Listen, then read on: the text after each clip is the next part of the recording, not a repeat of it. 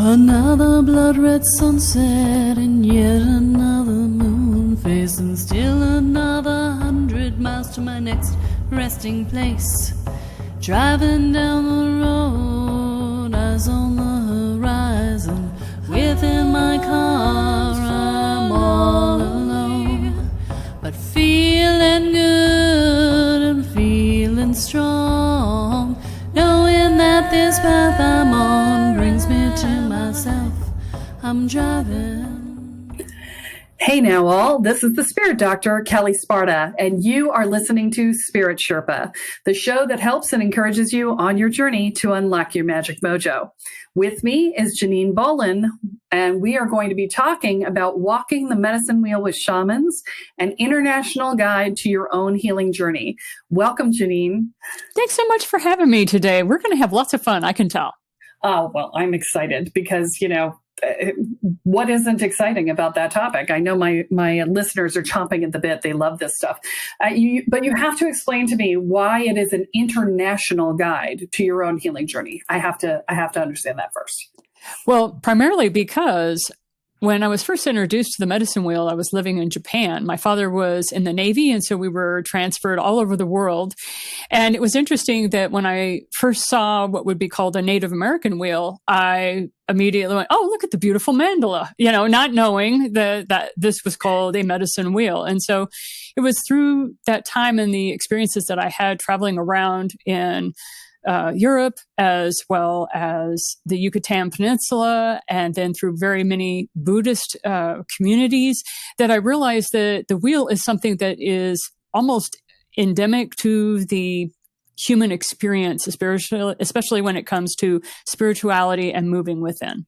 Yeah, well, and I didn't give our listeners your bio here, and I do want to fill them in on that because it's really interesting. So Janine she's known as Dancing Crow, and she's a scientist, an author, a podcaster, a shaman, a bell dancer. That's bell dancer, not belly dancer. Not belly. Bell. It's a bell. I have a outfit that has over 500 bells on it, and so that's what I use in ceremony. Oh my God, that's so cool. Okay, we've definitely got to talk about that too. And a first chakra healer, so specifically first chakra. It says that she was initiated into the Thunder Clan after being struck by lightning at the age of 8. Holy crap, woman. Okay, and then after spending 20 plus years working with an enlightened Hindu guru and the Native American grandmothers and grandfathers, she received her spiritual dispensation and now provides shamanistic and spiritual healing for relationships, wealth, and life path transformations. And bring your intentions for the life changes that you want to share with others, and she will guide you in creating blog posts, books, online courses, and schools. I don't even know where to start. This is so cool. Okay, so I have to know, I'm going to start with the first chakra healer thing because, I do a lot of lower chakra work myself, and it's rare, as you well know, to find someone who works in the lower chakras. Most people are doing heart chakra up, right? Correct. Right. So talk about that for our listeners.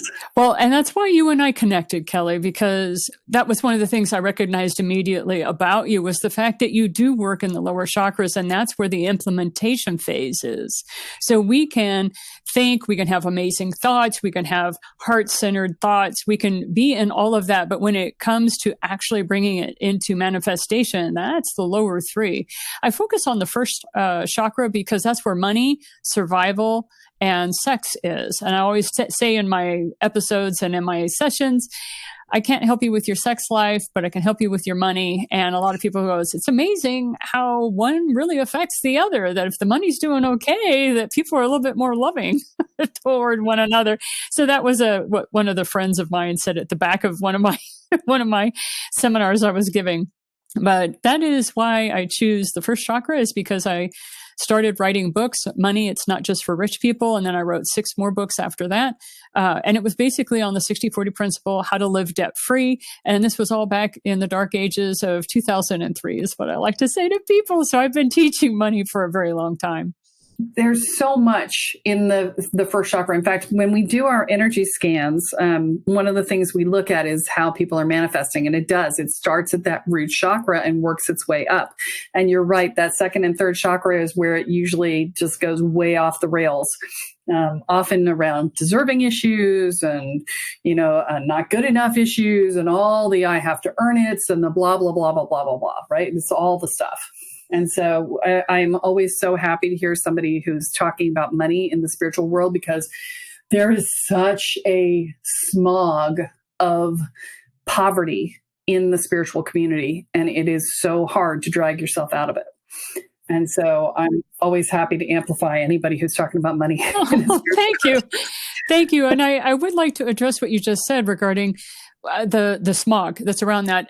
Please realize it came from Europe. A lot of that came from Europe because in order to be able to be the spiritual person you wanted to be, you had to have a patron of some kind. If you didn't have a patron, then you were like St. Francis. You were running around the streets of Assisi with your beggar's bowl out, hoping somebody would cast off some bread for you so you could go build the church outside the city for the impoverished. Because there was so much compassion in the Dark Ages by the Lightworkers of that era, and because they were wanting to help the masses and they saw the suffering, of course they moved into the state of poverty to be able to do that, to help people where they were and to be seen as okay. So it's one of those things it's like, if you really know your history regarding John the Baptist and Jesus the Christ, one of my favorite things is to talk about we're no longer in the John the Baptist phase where we're running around howling in the desert, screaming at people, yelling and hollering. We're more urbane. We've brought a higher, more civilized era, which was what Jesus the Christ was. Was a little bit more of a urbane teacher, a little bit more socialized, if you will, whereas John the Baptist was running around with his camel hair robes and looking like a wild man. Sorry, it's just one of those stories. Depends on what you're called to do, of course, right? That's true. What you're called to do. But let's talk a little bit about that beggar's bowl. And the age of the beggar's bowl for spiritual people is gone. There were times where we had kings that were being awakened and enlightened. And I love the Buddha for that, because the Buddha was a king and he had a queen, he had a son, and he walked out of the palace gates. And, his whole story is legendary, of course. So we have people from all walks of life who have received their enlightenment, their spiritual dispensation, whatever you want to call it, and have awoken out of the dream that they were in. And one of those dreams was that time and space and money. Those are the three big ones, aren't they? Yes, they are. And at the same time, the specter of the begging bowl still lives on. And it lives on in you shouldn't charge for your services as a psychic or a medium or a healer, because those are your gifts from God and you should share them with people freely. It's like, well, okay, but you're an engineer and you have an engineer brain, which is your gift from God, and you get paid for that. So why should I not get paid for what I got a gift from God from? I don't understand. It makes no sense. But it is the specter of the begging bowl. And on top of it, it's, the people who tend to be sensitives often tend to be hurt a lot more too. And we tend to end up in codependent spaces, which put us in places where we end up giving away our services instead of charging for them as a way to prove our value, right? It's that whole thing. And this is all the work that I talk to people about. But there's so much. It's such a rich context. And I love the 60-40 rule that you've got. Can you talk about that a little bit? Because I adore that. Okay, I would be happy to. The 60-40 principle is a way of handling money that comes to you from an unexpected source. So this is not the way you handle your paycheck, although at one point it would be good if you would be able to live on only 60% of your income.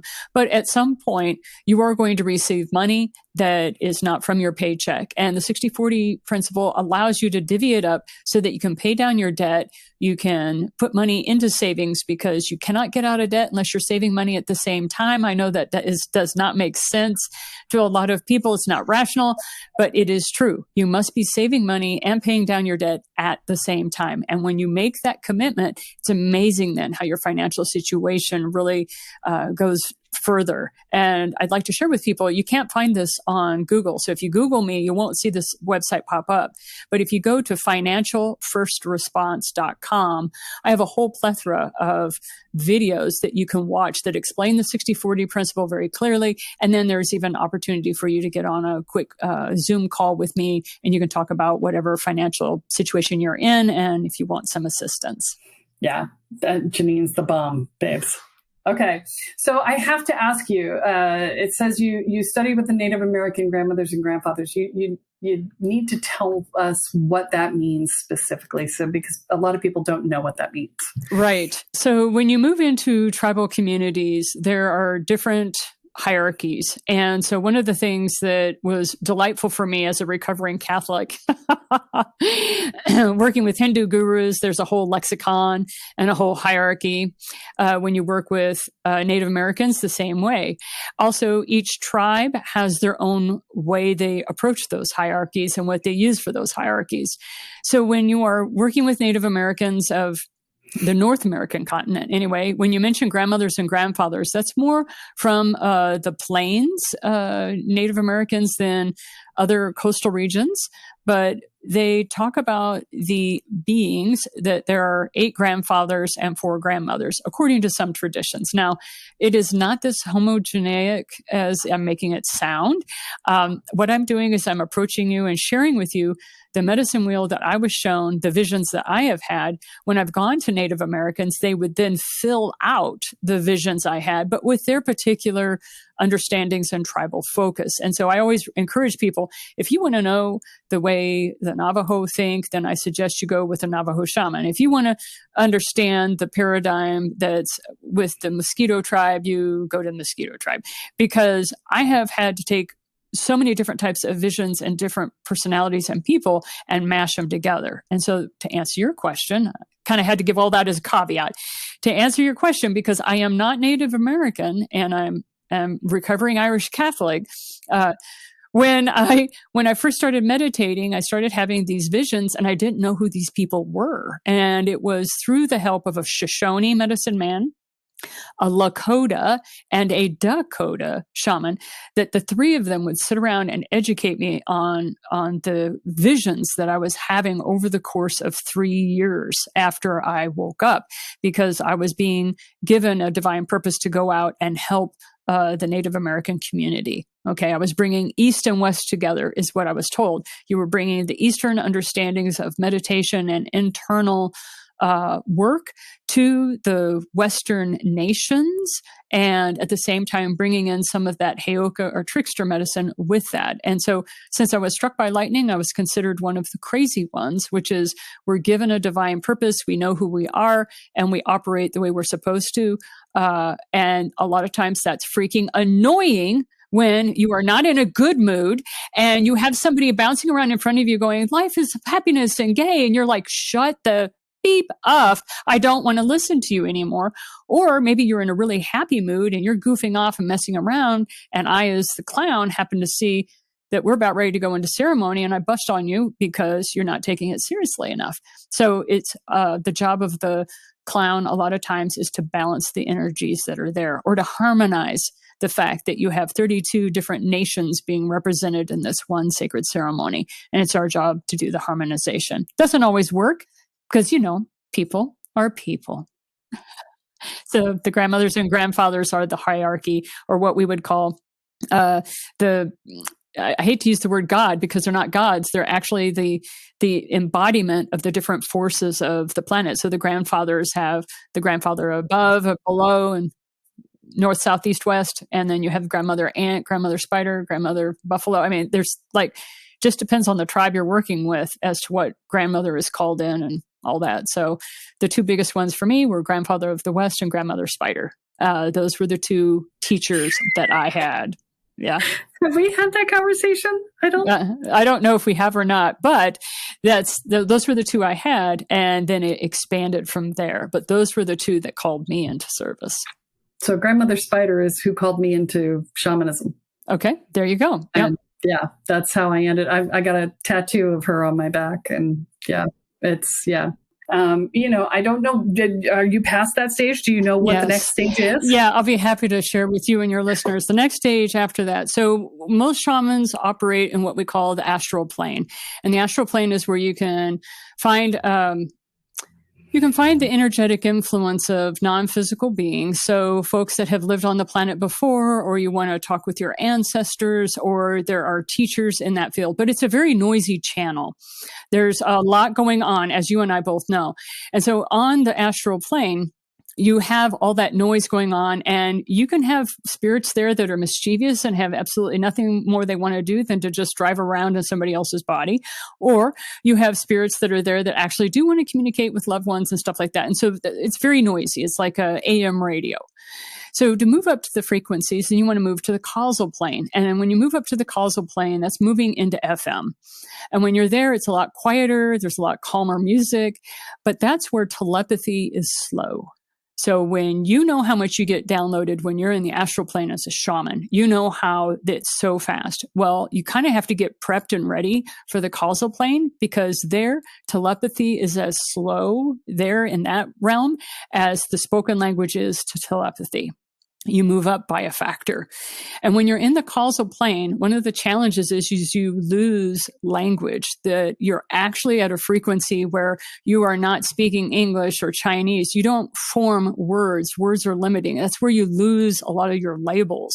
A lot of shamans or mystics that come back from the causal plane, it takes them a while before they can start speaking again, because they have been some people will say they've been in the fourth dimension or fifth dimension. As a physicist, we can argue on some of those topics, but I won't. I will just say that it's not so much that you've moved dimension, is you have moved beyond the realm of space and time. This is a man-made construct. And so when you move out of that, to say that, oh, I'm a fourth dimensional being, I'm like, you're still in space and time, yo. And they're like, oh, but my people are fifth dimensional beings, still in space and time, yo, still haven't hit that causal thing. Well, I am operating in the 22nd level. I'm like, I sure you are. And I do not in any way say that you aren't, because I know you are. Otherwise, you wouldn't have spoken it. However, what is the language that you use when you're there? And that's when people get tongue-tied. And then I'll go, okay, yeah, you have been there. You understand what I'm saying there. Enlightenment is that you know that you know that you know. And it doesn't matter what anybody else says to you. There isn't a shred of doubt, because you've left all that behind. As you move up the frequencies from the astral plane to the causal plane, you are 100% vulnerable. If you think you are 100% authentic on this planet and you're doing your best to be that way, you will learn what true vulnerability is in the causal plane, because every thought that you think can be heard by everyone around you. Form is very light. There's very little form. There is almost no astral body. The only reason that you see form is because it's being presented to you so that you will understand what's happening to you. All right. So after the causal plane, then there's a level above that. And I call that pure positive potential, or you'll see it in my books where I talk about the white space. And that one is almost impossible to talk about because it requires words, and you're beyond the experience at that level is so far beyond anything. It's basically merging into all that is. And you'll hear people talk about moving into the white light and coming back. Usually they've gone to the astral plane at that point, or maybe tipped into the causal. But it's very rare that you will find people that have been into the white space in that way, and then have come back from that because it's so alluring. Many of the mystics that reach that space will come back just long enough to put their affairs in order, and they leave because they know their job is done. And so don't feel like you're missing out on anything, because believe it or not, this is the ride, people. Planet Earth is the ride. We stood in line for thousands of years to have an opportunity to ride the ride that is called Planet Earth, third rock from the sun, epic adventure, 365 days a year, 24/7. That's what we did. This is our Disneyland. And I'm so sorry that some of you are suffering at Disneyland, but sometimes people do drop an ice cream cone, and sometimes somebody does get pickpocketed, and just realize that life will get better for you, and that when you die, there are amazing other worlds there. But I don't want you to get too locked up into that. Have a lot of fun here, because this is the only place in the universe that operates this way. which is really freaking cool. Right? Yes. I keep talking about how we're living the best video, VR experience there is, right? It's a holographic VR experience and with full sensory input. So, and that's the best part, right? Because now we have inception, right? Now you're in a soul, you have a soul and you're in a body, and now you can do a VR in the VR, and right? And then in the VR, and it's like the movie Inception. I absolutely love that movie because I was like, oh my gosh, this is exactly how the planes of existence operate. It was great. I loved it. It was so fun. Right? Gotta love that. So, we're 32 minutes into the show. We haven't addressed the healing journey that we had promised at the very beginning. So why don't we talk about that? Okay. Well, the healing journey, we were talking a little bit about the astral plane, the causal plane, and beyond. Okay. So there are technically, some people say there are 4 planes of existence. Well, there's 4 planes of existence that we can talk about with words. Let me just say it that way. You actually have to experience the alternative planes of existence, and you're welcome to do so, but realize there's really no rush because they're there for you whenever you want to go there. So it's not like you have to really run through this life or do anything special or be special. The healing journey is all about understanding that you're here on this planet for 2 reasons. And I've talked to you about this before, and that is you're here to have fun and you're here to create. So as a shaman, I ask you 5 questions when you come to me for healing. The first one was, when was the last time that you sang? The second one is, when was the last time you danced? The third one is, when was the last time you wrote something? And the fourth one is, what are you eating? What does your diet look like? And the fifth one is, who do you live with? Those 5 questions will help me diagnose pretty much 99% of the problems that might present themselves to you. And I always leave this question out because everybody knows I ask this one. It's just one of those things. It's like, how's the meditations? And if somebody comes to me with a problem, I can guarantee you that first question I ask, how's your meditation? They're going to roll their eyes a little bit and go, not as consistent as it could be. Yeah, well, you think you've answered your own question. So there, I've saved you $75. You can't know yourself unless you meditate. I have yet to meet anybody who was enlightened that didn't meditate. Now, meditation is different for different people. Brother Lawrence became enlightened when he looked upon a tree, but that man had said the rosary 2 or 3 times a day for 20 years. So that is a form of meditation. So it doesn't mean you have to be locked in a room by yourself, just going om, om, om on the floor on a mat. You can be sitting in a very comfortable lazy boy chair, but you do need time with your own thoughts because the matrix is very engaging. So when it comes to the healing journey, we have been tiptoeing around it quite a bit with several of the things you've talked about, Kelle. But those are the 5 questions that almost every shaman I know asks other people, especially if you are not feeling well, or especially if you are in a state of disease. So, yeah, I was going to say, I'm not a good sitting meditator. I did it for a while, and then I just sort of fell out of it. I carried the energy of change, so doing any habitual thing for any length of time doesn't work for me. So I tend to morph from one thing to the next, but I always am doing something that is self-reflective, that is, being in the moment and thinking things through. And it's to the point now where I've been doing it for so long that it's almost moment by moment, right? I do still have quiet times that I take, but they are not formal meditation. It's I'll go sit in the hot tub, or I'll lay in bed in the morning before I get up and just be, or at night before I go to sleep and just be, So, there's still points that I take advantage of in my day that are not like, oh my God, I have to take an hour to meditate, which a lot of my people are like, I can't, right? So, walking meditation is good. Dancing is a meditation, right? I love to dance. I love to sing, all of these things. So, yeah. So this is one of those things that a lot of people they get too strung up in their own heads about. You've got to do it right. You got to got to be perfect. It's like, no, you just got to pay attention.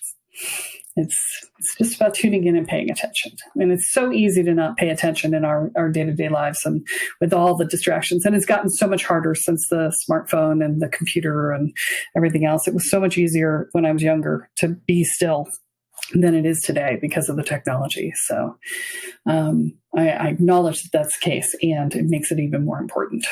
So, and you've got me half up. You started talking about the causal plane, and I'm like, woo, I'm like up now. So I'm like half out of my body. So if I'm babbling, you guys know why, because I need to come back down, but I don't want to yet.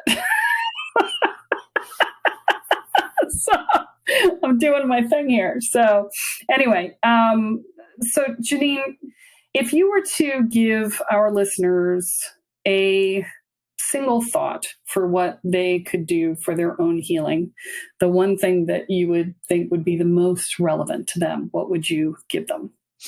The thing that I frequently am called to share is you are enough. There's nothing you can add, because it's like you are enough. And for some reason, we are told the exact opposite a lot through subliminal messaging, through people who don't know how to love unconditionally because that's just where they are. We could go into all the details of all of that, but really when people stand in my presence, I look at them as that whole beautiful being that I know them to be, and they are enough as they are, which is why when somebody says, I can't do that because XYZ, and I don't care what their justification is, I look at them and it says, that's okay. I love you anyway. Nanner, nanner, nanner. There's nothing you can do about that. Which drives my kids absolutely out of their mind, because if they're upset with me and I'm going, nanner, nanner, nanner, I love you anyway, because it doesn't matter what your behavior is. I'm going to love you because I know that you are a part of me, just as I am a part of you. But that's that part of the beyond the causal plane experience. I know how we're all connected. Now, there are moments I forget, especially if I'm hungry and I'm tired and I need a shower and I'm feeling grungy. I'm not really at my best in that moment. And I'm not remembering the lessons I'm now sharing with you now. And that's where a Kelle needs to come into my life and go, just take a deep breath. And I'll be like, oh yeah, all right. Got a little human there. So that's why it's difficult to tell if anybody is enlightened. You know if you are or not. And if you have to ask me, am I enlightened? The answer is no. You will know when you are. It's one of the most frustrating and the most edifying things that ever happens to a shaman is when one of their students catches them in a moment like you just described and says, a wise person once told me, and then parrots you back to yourself. And you're like, fuck. Yes, I know. Thank you. I know I needed to hear that right now, but fuck you. Yeah. Like I said, being a clown is very annoying. I am sad and proud to say that has happened to me on more than one occasion. You bet. Exactly. I'm human too. I forget.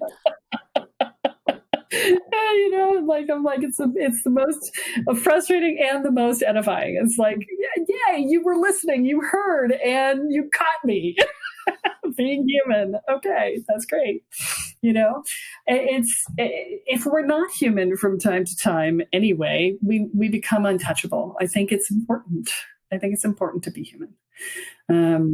Even if the day comes, which I doubt, but even if the day comes when I don't have to be human all the time, I will still be human because it's half the fun.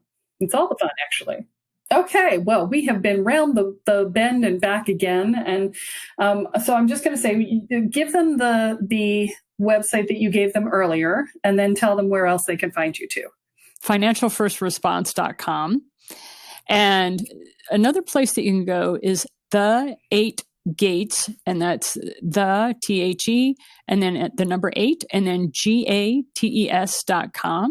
And there, if you go to the 8 Gates, you can sign up for my 10 Steps to Abundance course. And then that's where you'll find all my books and all my courses and the things that I offer. So that'll be cool too.